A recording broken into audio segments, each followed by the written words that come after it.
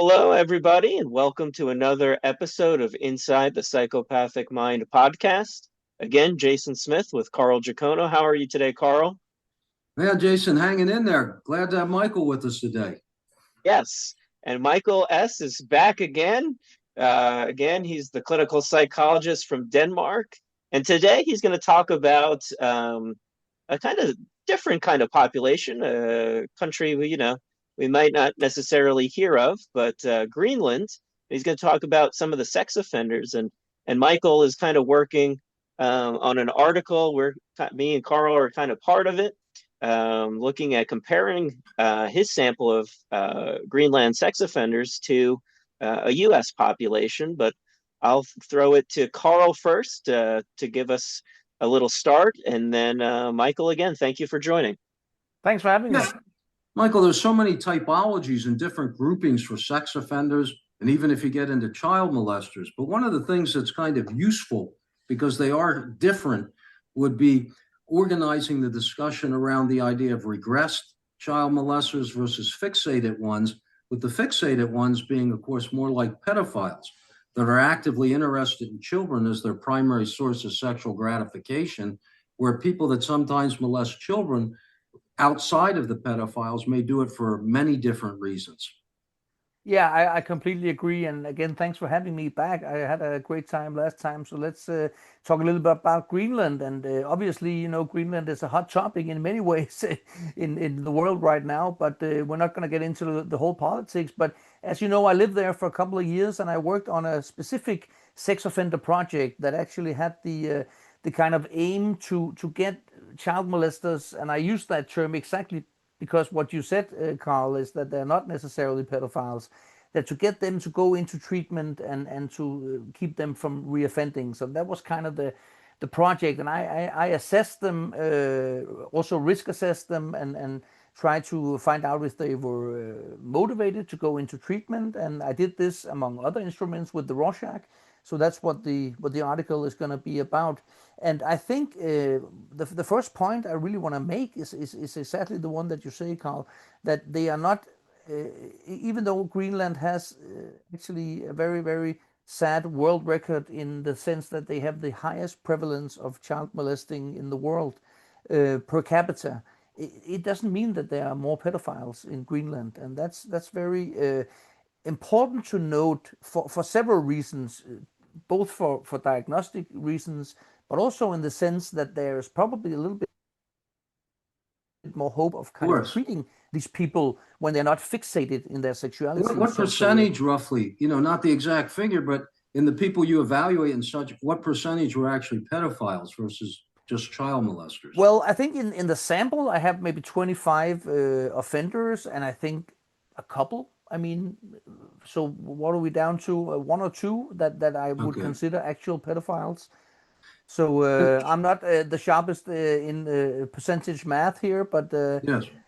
So not a lot. 10%, yeah.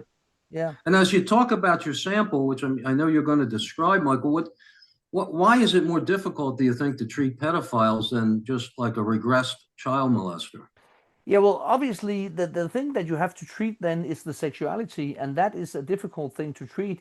Obviously, if we go back in history, that at one time homosexuality was considered to be a perversion, and people tried to treat that, and they found out that it's not a very easy thing to manipulate or change people's sexuality. Fortunately, now we don't consider that a perversion anymore or a paraphilia. But if we get to the pedophilia, I think that the point is the same, that you cannot really change people's sexuality. You can obviously work around it and try to create barriers for them not to offend, for example, but you cannot treat the actual problem. But if the problems are more social problems, personality problems, substance abuse problems, then that's, I think, easier to treat because we have all these kind of instruments and treatments for that. So in the regressed offenders, those other factors become more important. With someone that's a pedophile, that's their primary source of sexual gratification, there's a lot of things that go into shaping and developing that behavior. And it's very difficult to change. I remember in the old days, working in a sexual behavior lab with Dr. Richard Laws, and they did things like orgasmic reconditioning and aversive conditioning, where on a basic kind of behavioral level, they would attempt to change some of those arousal patterns. But that's much more difficult, I imagine, than a regressed offender who may also have sexual relationships with adults and really does it or did it because of the circumstances. Because what you described there kind of give you a reminiscence of Stanley Kubrick's A Clockwork Orange, where they try to kind of change the way he feels about violence. It's just in his nature. So I think it's difficult, and in Denmark, also coming in Greenland, but that's a whole different story. We use a lot of these anti-androgenous drugs for the real pedophiles. So we kind of remove the testosterone. Medical castration is what it's called actually, and that's, I think, the only way to really effectively treat the true pedophiles. But as I said, in Greenland, that's not exactly the case. So the interesting thing there is that there was a treatment program where you could sort of refer them to, and they actually had Greenlandic speaking psychologists, which was a really big thing because there are not a lot of those in Greenland. So they would try to have a more holistic approach to kind of treat these people for the different kind of problems that they had that might result in the sexual offending. Well, tell us about what these people look like, their personality characteristics, what you find, which will lead into the type of treatment that you probably would do with them. Yeah. Typically, I would say less antisocial than a lot of criminals. So that would go with what is sometimes typical of sex offenders and especially child molesters. And I also think that the evidence shows that there's a lot of emotional inhibitants. We see that on the Rorschach as well as just in the clinical picture, that people would be very inhibited and very easygoing, like very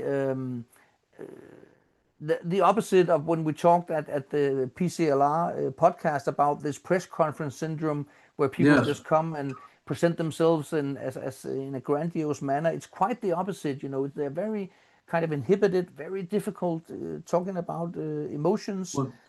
And when they typically drink alcohol, then sometimes that kind of opens up Pandora's box a little bit, I think. So the way they manage emotions is to inhibit and not feel them, restrict them, constrain them. Yeah. Much more controlled than someone like borderline or antisocial or narcissistic that may be acting these things out and exploding. So in Greenland, you manage emotions by going into nature. That is the primary source of relaxation and finding back to kind of the equilibrium of your mental state. And there was actually a quite interesting survey where people rated what is the most important thing in your life, and nature and relations to nature came above family. That's very unusual. So they are deeply connected to nature and to kind of getting there. Sorry, I'm just going to get some power on my computer here. To using that as an enormous resource for their well-being. Well, and of course, that's a good stress management tool, but it doesn't teach you anything about interacting with people. Not exactly. Where you're going to get angry, you're going to get this, you're going to get that, you're going to be disappointed, you're going to be frustrated. Out in nature, chilling out. It'd be nice if all of us could just do that 100% of the time, but we can't. Yeah. So they don't really have. Good point. They don't have the tools or skills, if that's the primary way that they manage emotions, for dealing with kind of the emotions that are stimulated in interpersonal relationships. Yeah.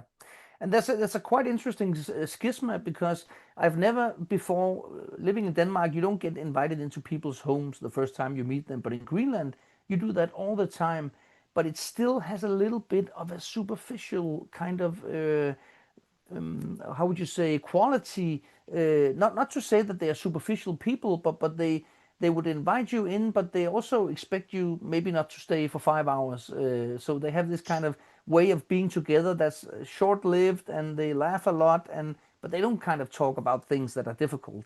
That's well, now this sounds like, with the idea of only being able to handle so much social interaction, you're talking about people that are introverted. Exactly. Because if I go to a party, it's overwhelming and drains me. I'd rather be home kind of by myself, reading a book, doing that. So certain types, like obsessive compulsive people and people that are avoidant, we tend to prefer kind of more the quiet, nature, so to speak, can only handle so much social interaction. And it's very, very difficult to kind of explain, because they are definitely not all the way through avoidant and introversive and just staying by themselves, because they are very social, but they are social in a different way than I would say people in Denmark, for example, are. I remember the first time we went to a social gathering and we stayed for 3 hours, and then we kind of looked at each other, my wife and me, and said, well, all the others have it's changed like 3 or 4 times, the other people. And that's when it dawned upon us, they don't expect you to stay that long. They want to get some new people in, and they have a cup of coffee and they say hi, and it's a totally different way of being together that has a superficiality about it, I think. Well, I hear you using that term superficiality, but it just sounds like they have a low tolerance for the interpersonal interactions and the Yeah, things that are maybe it's stimulated. the wrong word, but I think Because it sounds like you haven't indicated they don't have deep connections to people. no, they definitely do. That's not what I'm saying. So I think you're right, Carl. It might be my English. It's not that they don't have this deep relation, because they are also family people. They have their big families typically, and they spend a lot of time with their families. But it is maybe a lower tolerance for how much social interaction one can take, before you kind of get fed up. Yeah, most of us can relate to that. Yeah. But anyway, so you've described their emotionality kind of in the interpersonal aspects, which presents a picture of kind of an introversive person, probably somewhat restrained with emotionality, maybe not the skills to handle all the emotional things that are stimulate in relationships all the time. How about contrasting these people to psychopathy and the grandiosity and the glibness Yeah. that you find in psychopathy? Well, we talked in the other podcast about glibness not being a real big factor in Denmark. It's even less a factor in Greenland, because if there's one thing that people don't, is like kind of boost their own ego and talk a lot about themselves. They really restrain themselves in that way that you might see in other very Nordic countries or Arctic regions. So that is a point where it's very different. I think the thing that is about Greenland and this whole very, very sad, massive prevalence of sexual abuse of children. In some towns, it's every other kid that has been sexually abused. Statistics show. So we're talking about, obviously there are only 57,000 people, but if you kind of add that up and multiply that to like US standards, it would be like 50 million kids. So it is something that has kind of this vicious cycle that a lot of them themselves have been sexually abused when they were kids. So it's even more a question of breaking that vicious cycle in Greenland than maybe other places in the world. Well, you're talking about a cycle that's developed over time. You're also describing the personality that contributes to that, Michael, and the fact that, they're kind of introversive, somewhat avoidant. They don't deal with these emotions that are in there someplace. So, and then now they have the behavioral history of often being abused themselves, which creates a template for the future action. And one other thing, Carl, they definitely don't talk about sex. That is a big taboo. So that is obviously something that strikes a psychologist as interesting when you work with sex offenders, and that there are so many of them. And I have an interesting kind of story that my kids were with me as with my wife, and they went to school there.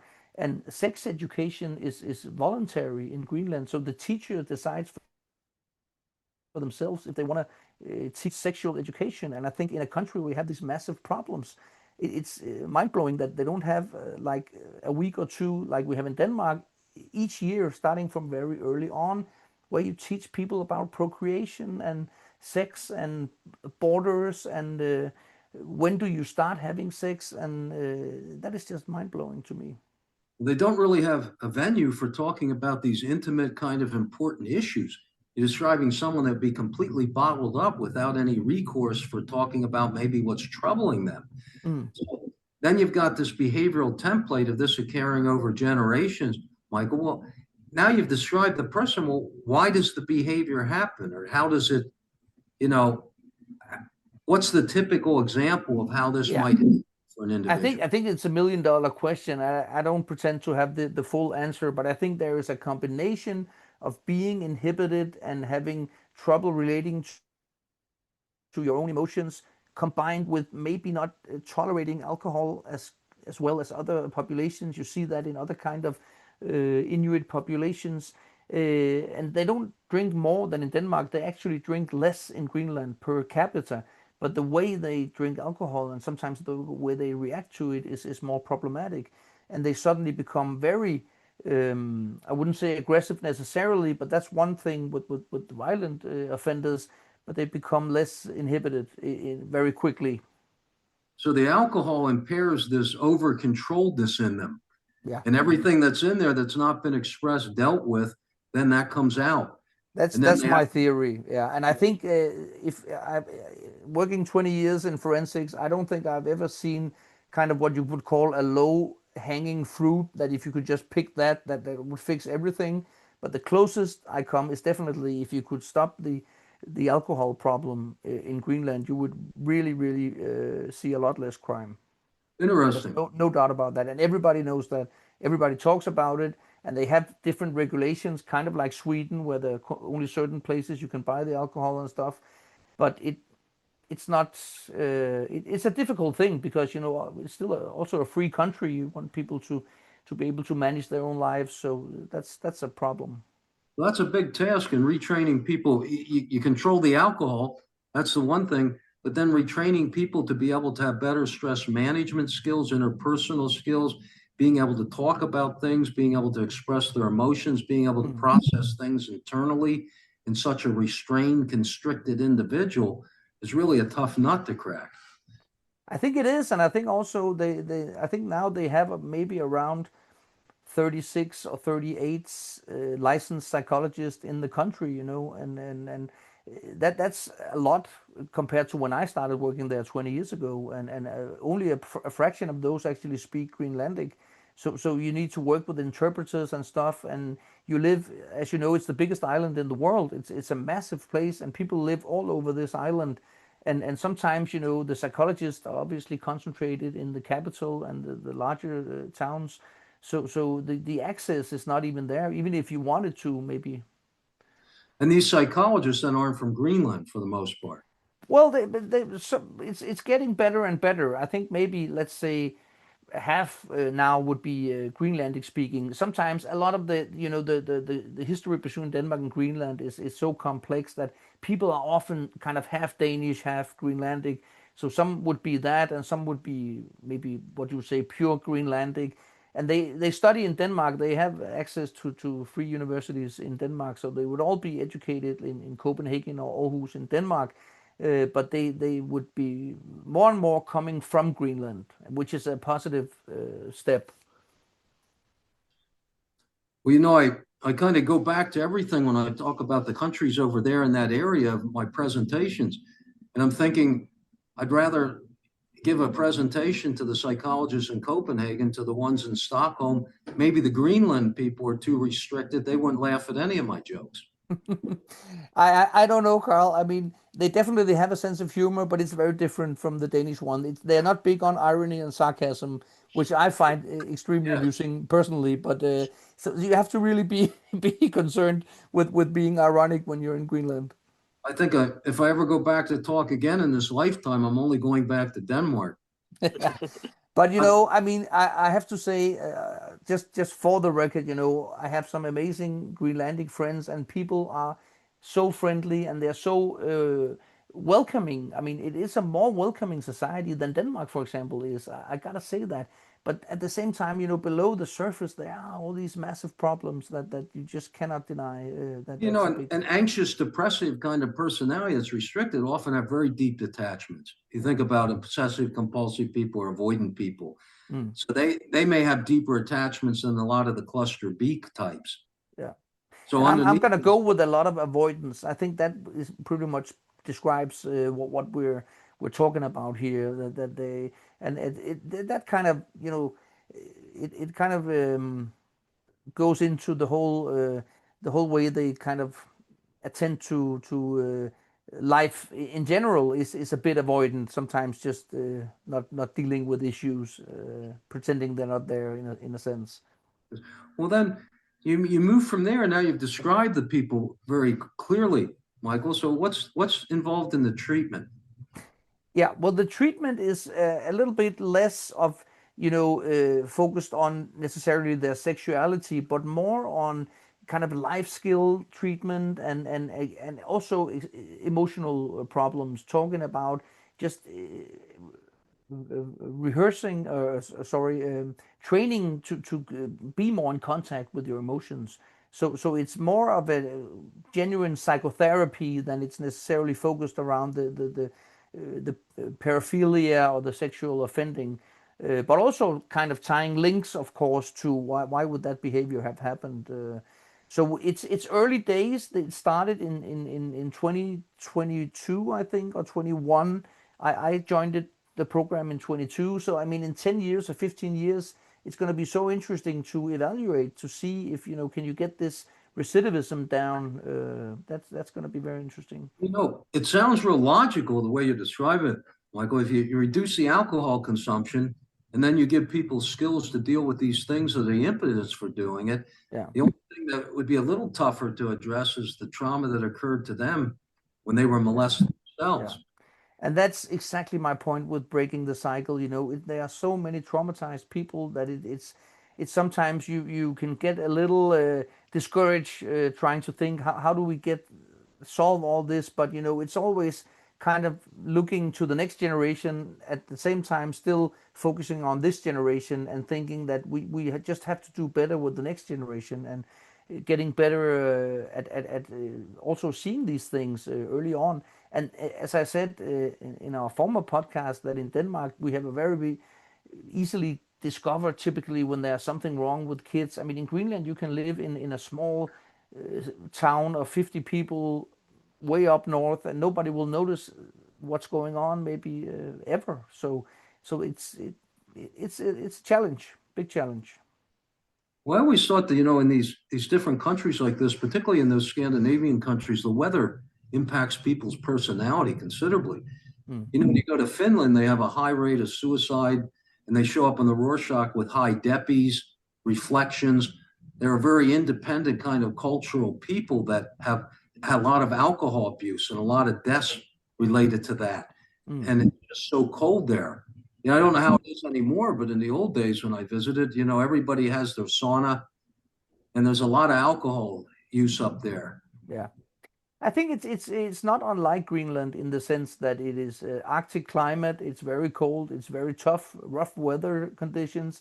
It's very dark. I mean, places in Greenland where the sun doesn't rise for 3 months, and then with the alcohol abuse, and obviously, unfortunately, also a very very high suicide rate, one of the highest in the world. So that kind of goes without saying is a massive problem as well.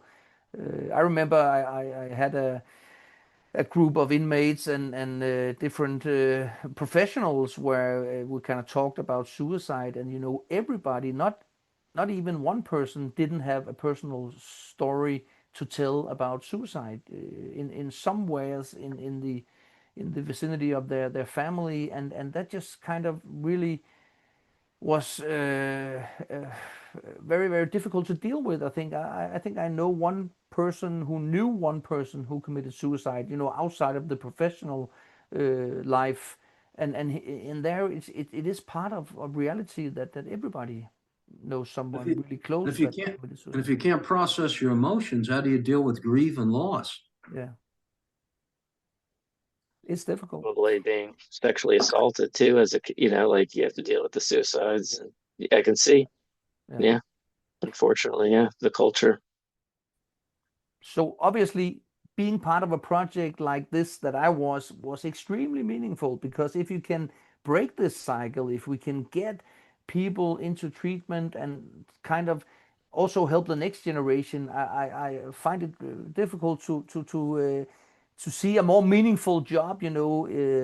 But does it work? Time will tell. I am very optimistic about it, but at the same time, we're talking about some really massive structural problems that obviously won't go away easily. But talking about people that you approach them because of their inhibitions, but they do have attachment capacity, and they have deep feelings in there somewhere. It's getting to them and teaching them to utilize them and process them. So, like you said, it's more like a traditional therapy in many ways. Yeah. And I think my experience, Carl, was that a lot of them actually found some kind of I wouldn't say pleasure or anything, but just it found it nice to that somebody finally took an interest in them. I mean, a professional, a mental health professional that sat down and asked them about their lives. I was like, they weren't really used to that. Of course, some people were more distancing and skeptical, but a lot were very interested and very open to that, going into that process. So that's what kind of gives you hope for. As human beings, there's more normality in the desire for connections, connectedness. So when they're able to, there would be some relief and hope for them on that level. Exactly. And we obviously, in the article that we are working on, we're going to have a look at comparing these offenders to what you have done, Carl, in earlier on American child molesters in a sample. So that's going to be really interesting to see what might be different there. Well, your description lends itself to predicting Rorschach variables for contrast and comparison. So, I mean, that's very helpful. Because as we know, the Rorschach variables are directly linked to traits, and you're describing a lot of things about the personality that gives us a picture for comparison. Yeah. Because in our samples, most of the people, well, in our child molester sample, they're nonviolent. Yeah. Child molesters, so there is less antisocial personality disorder and stuff, but probably more than what you're describing. Yeah. Who knows? Yeah, there was very little in my population. Of course, some of them had violent convictions, but really not a lot of them. But there was some recidivist regarding child molesting, unfortunately. So that's, but not the violence, not the antisocial, the frauding, all these kind of things that would be more of a criminal personality. Yes. Well, Michael, thank you again for that. Again, that's a population that I think many people probably don't know as much about, and some of the statistics that you talked about pretty eye-opening. So, yes, thank you for describing the population, talk about the treatment, and then the hopeful of kind of where things may go. And it's good that people are taking a look at it and trying to give them some different tools to better help future generations.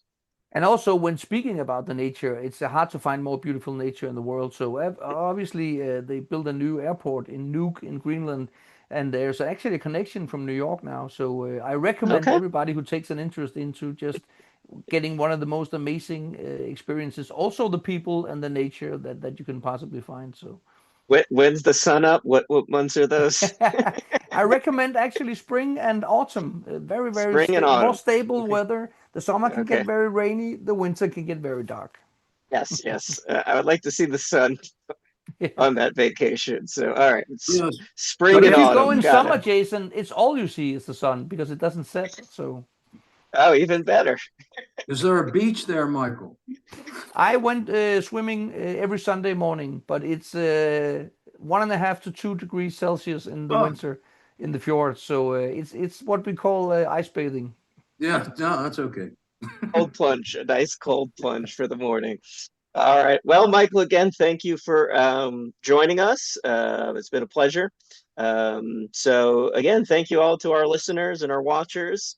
Feel free to continue to like and subscribe on YouTube or wherever you get your podcasts, like Spotify and Apple Music, and a whole bunch of others. So we'll see you guys all next time. Thank you again, Michael. Thanks, Michael. Thanks for having me.